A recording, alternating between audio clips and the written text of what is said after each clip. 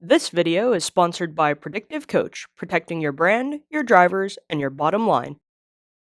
To run a trip summary report, come over here to Productivity, Trips History, and use this drop-down to select as many vehicles as you'd like, and then click the Summary button. If you're interested in seeing this report for your entire fleet, you can skip this step and just click on the Summary button, which is what we'll do for this example so we can show you as much data as possible. Under Options, select the date period you'd like, change this to driver or leave it as vehicle depending on how you'd like to view the summary, and click Apply Changes. Here we can see a breakdown of our vehicles sorted by the most to least distance that each traveled during our selected time frame.